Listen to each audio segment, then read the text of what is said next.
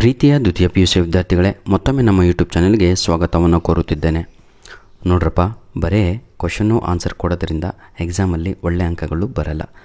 ಸ್ವಲ್ಪ ಕ್ವಶನ್ನಿಗೆ ಆನ್ಸರ್ ಅರ್ಥ ಮಾಡ್ಕೊಂಡ್ರೆ ನಾಳೆ ಎಕ್ಸಾಮಲ್ಲಿ ಖುಷಿಯಾಗಿ ಬರೆದು ಬರ್ತೀರಾ. This video is purely meant for those who want to ಏನಂತೀರ ಸರ್, ಇಂಪ್ರೂವ್ಮೆಂಟಿಗಾಗಿ ಎಕ್ಸಾಮ್ ಬರಿತಾ ಇದ್ದೀರಲ್ವ, ಅಂಥ ವಿದ್ಯಾರ್ಥಿಗಳಿಗೆ. This video is purely meant for dull students. This video is purely meant for failure students. This video is purely meant for those who struggle to write answers in exam. ಬನ್ನಿ ವಿದ್ಯಾರ್ಥಿಗಳೇ, ನನ್ನ ಮುದ್ದಾದ ವಿದ್ಯಾರ್ಥಿಗಳೇ, ಯಾರು ಕೂಡ ಫೇಲ್ ಆಗಲ್ಲ. ಮೊದಲು ಇವೆಲ್ಲ ವಿಡಿಯೋಗಳನ್ನು ಬಿಟ್ಟು ಈ ವಿಡಿಯೋದ ಡಿಸ್ಕ್ರಿಪ್ಷನ್ ಬಾಕ್ಸಲ್ಲಿ ಗ್ರಾಮರಿನ ಲಿಂಕ್ಸ್ಗಳನ್ನು ಕೊಟ್ಟಿರ್ತೇನೆ. ಮೊದಲು ನೀವು ಗ್ರಾಮರ್ ಪರ್ಫೆಕ್ಟ್ ಆದರೆ ನಾನೇ ನಿಮಗೆ ಪ್ರಾಮಿಸ್ ಮಾಡ್ತಾಯಿದ್ದೀನಲ್ವ, ನಾನೇ ನಿಮಗೆ ಹೇಳ್ತಾ ಇದ್ದೀನಿ ತಮ್ಮ, if you are perfect in grammar sure you will get, ಆಯಿತಾ, ನಾಟ್ ಲೆಸ್ ದ್ಯಾನ್ 60, 60ಕ್ಕಿಂತ ಕಡಿಮೆ ಬರೋದೇ ಇಲ್ಲ. If you are very weak in grammar, ನೀವು ಎಷ್ಟು ಥಿಯರಿ ಬರ್ಕೊಂಡ್ರೂ ಕೂಡ, ಔಟ್ ಆಫ್ ಔಟ್ ಬರೆದ್ರೂ ಕೂಡ ಮತ್ತೆ 30 ಮಾರ್ಕ್ಸೇ ಬರೋದು ಇಂಗ್ಲೀಷಲ್ಲಿ. ನಾನು ಇಷ್ಟೊಂದು ಸರಿಯಾದ ದಾರಿಯನ್ನು ನಾನು ನಿಮಗೆ ತೋರಿಸ್ತೇನೆ, ಆದರೆ ನೀವು ನಮಗೆ ಇಂಪಾರ್ಟೆಂಟ್ ಕ್ವಶನ್ ಆನ್ಸರ್ ಕೊಡಿ ಅಂತ ಓಡಾಡ್ತಾ ಇದ್ದೀರಾ. Anyhow, without wasting our time, let me finish my duty. 2 tier ಅಂತ ಒಂದು ನಿಮಗೆ ಸುಂದರವಾದ ಪಾಠ ಇದೆ. ಅದರಲ್ಲಿ ನೋಡಿ, ಈ ಪ್ರಶ್ನೆ ಬರುವ ಸಾಧ್ಯತೆ 99% ಇದೆ ನಿಮ್ಮ ಎಕ್ಸಾಮಿಗೆ.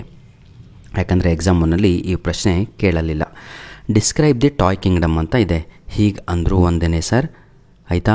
Right A note on toy Kingdom ಅಂದರೂ ಕೂಡ ಒಂದೇ. ಇದು ಸ್ವಲ್ಪ ಲೋಕಲ್ ಇಂಗ್ಲೀಷು, ಅದು ಸ್ವಲ್ಪ ಸ್ಟ್ಯಾಂಡರ್ಡ್ ಇಂಗ್ಲೀಷು ಅಷ್ಟೇ. ಏನು, right A note on toy Kingdom ಅಂದರೂ ಒಂದೇ, ಡಿಸ್ಕ್ರೈಬ್ ದಿ ಟಾಯ್ ಕಿಂಗ್ಡಮ್ ಅಂದರೂ ಒಂದೇ, right A note on Monaco country ಅಂತ ಹೇಳಿದರೂ ಕೂಡ ಒಂದೇ ಆಗತ್ತೆ. Clear my dear? ಬನ್ನಿ ಸರ್, ಹಾಗಿದ್ರೆ ಉತ್ತರವನ್ನು ಯಾವ ರೀತಿಯಾಗಿ ನಿಮ್ಮ ಎಕ್ಸಾಮಲ್ಲಿ ಬರೀಬೇಕು ಅಂತ ಹೇಳ್ಕೊಡ್ತೇನೆ. ನೋಡಿ, Monaco is described as A tiny Kingdom. ಈ ಟಾಯ್ ಕಿಂಗ್ಡಮನ್ನು ನೋಡಿ, ಟಾಯ್ ಕಿಂಗ್ಡಮ್ ಅಂದ್ರೇ ಮೊನಾಕೋ ದೇಶ. ಮೊನಾಕೋ ದೇಶಕ್ಕೆ ಟಾಯ್ ಕಿಂಗ್ಡಮ್ ಅಂತ ಕರೀತಾ ಇರ್ತಾರೆ. ಟಾಯ್ ಅಂದರೆ ಏನು? ಆಟವಾಡುವ ವಸ್ತು, ಚಿಕ್ಕದಾಗಿ ಇರುವಂತಹ ವಸ್ತುವನ್ನು ಟಾಯ್ಸ್ ಅಂತ ಕರಿತೀವಿ. ಹಾಗಿದ್ರೆ Monaco is described as toy Kingdom and tiny Kingdom ಎರಡೂ ಕೂಡ ಬರೀರಿ. ಇಲ್ಲಿಲ್ಲ, ನಿಮಗೆ ನಾನು ಹೇಳ್ತಾ ಇದ್ದೀನಿ ಹೇಗೆ ಪೇಜ್ ತುಂಬಿಸ್ಬೇಕು ಅಂತ ಸರಿಯಾದ ಆನ್ಸರ್ ಜೊತೆ. ಬಿಕಾಸ್ ಯಾಕೆ ಕರೀತಾ ಇದ್ರು? It has A very small population. ಹಾಗೆ ಬರೆದ್ರೂ ನಡೆಯುತ್ತೆ. It has A less population of about 7,000, ಆಯಿತಾ, 7,000 ಜನಸಂಖ್ಯೆ ಇತ್ತು. ಎ ವೆರಿ ಲಿಟಲ್ ಲ್ಯಾಂಡ್, ಚಿಕ್ಕದಾದ ಭೂಭಾಗ ಕೂಡ ಇತ್ತು. ಆದರೂ ಕೂಡ ಅವರು ಆ ಚಿಕ್ಕದಾದ ಹಳ್ಳಿಯನ್ನೇ ನಾವು ರಾಷ್ಟ್ರ ಅಂತ ಘೋಷಣೆಯನ್ನು ಮಾಡಿಕೊಂಡಿದ್ದರು. The Kingdom of Monaco located. ಹಾಗಿದ್ರೆ ಅದು ಯಾವ ಜಾಗದಲ್ಲಿತ್ತು? ಭೂಮಂಡಲದ ಯಾವ ಕಡೆ ಇತ್ತು ಅಂತ ಹೇಳಿದರೆ, it is located near the borders of France and Italy. France ಹಾಗೂ ಇಟಾಲಿ ದೇಶದ ಬಾರ್ಡ್ರ್ ಏನು ಬರುತ್ತಲ್ವ, ಆ ಬಾರ್ಡ್ರಲ್ಲಿ ಈ ಒಂದು ಚಿಕ್ಕ ದೇಶವಿತ್ತು. On the shore of the Mediterranean sea, ಸಮುದ್ರ ಕೂಡ ಅಲ್ಲೇ, ಮೆಡಿಟೇರಿಯನ್ ಸಮುದ್ರ ಕೂಡ ಪಕ್ಕದಲ್ಲಿಯೇ ಇತ್ತು. If all the land were divided, ಆ ಮೊನಾಕೋ ದೇಶದ ಸಂಪೂರ್ಣವಾದ ಲ್ಯಾಂಡನ್ನು ಏನಾದರೂ ನೀವು ಡಿವೈಡ್ ಮಾಡಿದರೆ ಯಾರಿಗೆ? ಅಲ್ಲಿ ಇದ್ದಂತಹ ಜನರಿಗೆ. There would not be an acre, ಅವರಿಗೆ 1 ಎಕರೆ ಕೂಡ ಜಾಗ ಸಿಗಲ್ಲ. ಅರ್ಥ ಆಯ್ತಾ? ಅಷ್ಟು ಚಿಕ್ಕದಾದ ಭೂಭಾಗ ಆಗಿತ್ತು, ಆಯಿತಾ. ಇನ್ಹ್ಯಾಬಿಟೆಂಟ್ಸ್ ಅಂದರೆ ಅಲ್ಲಿನ ಜನರು, ವಾಸ ಮಾಡುವ ಜನರು. ಹಾಗಿದ್ರೆ ಒಂದು ದೇಶ ಅಂದಮೇಲೆ ಅದನ್ನು ನಡೆಸಲಿಕ್ಕೆ ಆರ್ಥಿಕವಾಗಿ ಗಟ್ಟಿ ಇರಬೇಕು, ದುಡ್ಡಿರಬೇಕಲ್ವಾ. ಬನ್ನಿ, in this toy kingdom there is a real kinglet. ಅಲ್ಲೂ ಕೂಡ ಒಬ್ಬ ರಾಜ ಅಂತ ಘೋಷಣೆ ಮಾಡಿಕೊಂಡಿದ್ದ. ಹಿ ಹ್ಯಾಸ್ ಹಿಸ್ ಪ್ಯಾಲೇಸ್, ಅವನಿಗೂ ಕೂಡ ಒಂದು ಅರಮನೆ ಇತ್ತು. The prince makes money through taxes and a gambling house. ರಾಜ ತನ್ನ ದೇಶವನ್ನು ನಡೆಸಲಿಕ್ಕಾಗಿ ಪ್ರಿನ್ಸ್ ಮೇಕ್ಸ್ ಮನಿ, ದುಡ್ಡನ್ನು ಗಳಿಸ್ತಾ ಇದ್ದ. ಹೇಗೆ? ಅಲ್ಲಿ ಎಲ್ಲರ ಮೇಲೆ ಟ್ಯಾಕ್ಸ್ಗಳನ್ನು ಹಾಕ್ತಾ ಇದ್ದ. ಎಲ್ಲರ ಮೇಲೆ ಅಂತ ಹೇಳಿದರೆ ಅಲ್ಲಿನ ಜನರ ಮೇಲೆ. ಯಾವ ರೀತಿಯಾಗಿ ಟ್ಯಾಕ್ಸು ನೋಡಿ ಈಗ. And a gambling house where people come to play roulette. Roulette ಅನ್ನುವಂಥದ್ದು 1 ಅಂಕಕ್ಕೆ ಬರುವಂಥ ಸಾಧ್ಯತೆಗಳು ಇದೆ. The prince gets a percentage of the money. ಈ ಆಟವಾಡುವ ಸಮಯದಲ್ಲಿ ರಾಜನಿಗೂ ಕೂಡ ಇದರಲ್ಲಿ ಪರ್ಸೆಂಟೇಜ್ ಇತ್ತು. ಇದಕ್ಕೆ ಒಂದು ಎಕ್ಸಾಂಪಲ್ ಕೊಟ್ಟುಬಿಡ್ತೇನೆ. ಫಾರ್ ಎಕ್ಸಾಂಪಲ್, ನಾವು ನಮ್ಮ ಒಂದು ಸಿಟೀಸ್ಗಳಲ್ಲಿ ಎಷ್ಟೋ ಜನ ಕೇರಮನ್ನು ಆಡಿಸ್ತಾರೆ. ಹೌದಲ್ವಾ? ಕ್ಯಾರಮ್ ಬೋರ್ಡ್ ಗೊತ್ತಲ್ವ ಎಲ್ಲರಿಗೂ? ಅದರಲ್ಲಿ ಏನು ಮಾಡ್ತಾರೆ, ಇಬ್ಬರು ಕ್ಯಾರಮನ್ನು ಆಡುವ ಸಮಯದಲ್ಲಿ ಅವನು 100 ರೂಪಾಯಿ ಕಟ್ತಾನೆ, ಇವನು 100 ರೂಪಾಯಿ ಕಟ್ಟಿರ್ತಾನೆ ಅಲ್ಲಿ. ಹೌದಲ್ವಾ?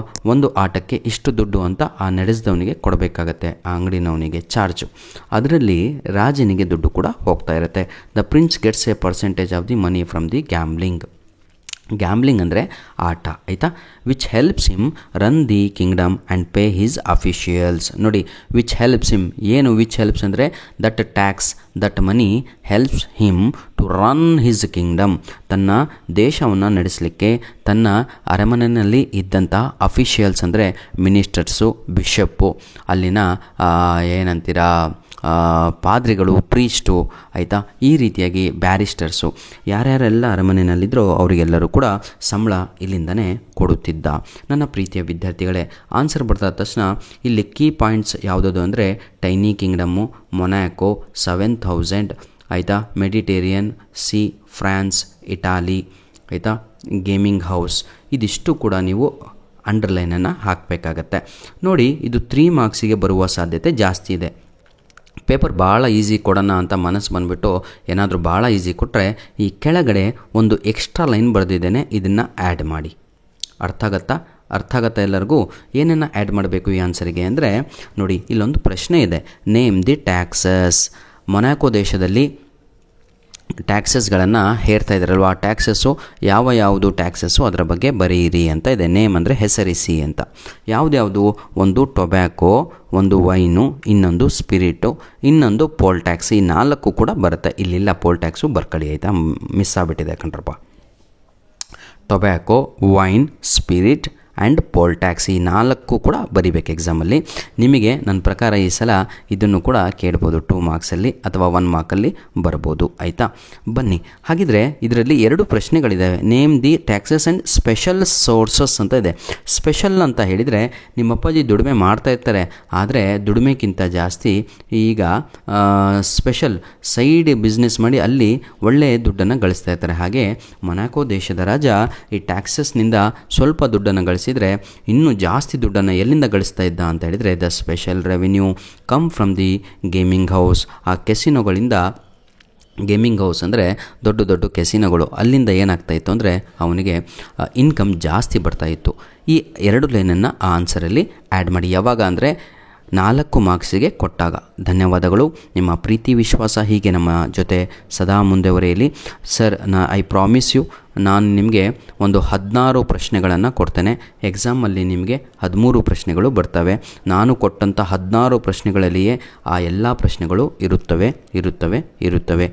ಇಷ್ಟು ನಾನು ನಿಮ್ಗೆ ಹೇಳ್ತಾ ಇದ್ದೀನಿ ಕಾನ್ಫಿಡೆನ್ಸ್ ಲೆವೆಲಲ್ಲಿ. ದಯವಿಟ್ಟು ಪಾಸ್ ಯಾರ್ಯಾರಾಗಿಲ್ವೋ ಇಂಗ್ಲೀಷಲ್ಲಿ ಅವರು ಮೊದಲಿಗೆ ಗ್ರಾಮರನ್ನು ಕಲೀರಿ. ಗ್ರಾಮರಿನ ಎಲ್ಲ ವಿಡಿಯೋಸ್ ಲಿಂಕ್ಗಳನ್ನು ಇದೇ ವಿಡಿಯೋದ ಡಿಸ್ಕ್ರಿಪ್ಷನ್ ಬಾಕ್ಸಲ್ಲಿ ನೀಡಿರ್ತೇನೆ. ಧನ್ಯವಾದಗಳು. ನಿಮ್ಮ ಪ್ರೀತಿ ವಿಶ್ವಾಸ ಸದಾ ನಮ್ಮ ಜೊತೆ ಹೀಗೆ ಇರಲಿ. ಗ್ರಾಮರ್ ಕಲೀರಿ. ಗ್ರಾಮರ್ ಕಲೀಲಿಲ್ಲ ಅಂದರೆ ಮತ್ತೆ 25-35 ಬರೋದು ಇಂಗ್ಲೀಷಲ್ಲಿ. ಅರ್ಥ ಆಗತ್ತಾ ವಿದ್ಯಾರ್ಥಿಗಳೇ? ಗ್ರಾಮರ್ ಬಹಳ ಈಸಿಯಾಗಿ ಕಲಿಸಿದ್ದೇನೆ. God bless you all the best for your annual exam 2. ಒಳ್ಳೆ ಅಂಕಗಳನ್ನು ತೆಗೀರಿ, ಒಳ್ಳೆ ಪರ್ಸೆಂಟೇಜನ್ನು ಮಾಡಿ, ಒಳ್ಳೆಯವರಾಗಿ ಅಂತ ಹೇಳ್ತಾ ವಿಡಿಯೋನ ಇಲ್ಲಿಗೆ ಮುಗಿಸ್ತಾ ಇದ್ದೇವೆ. ಧನ್ಯವಾದಗಳು.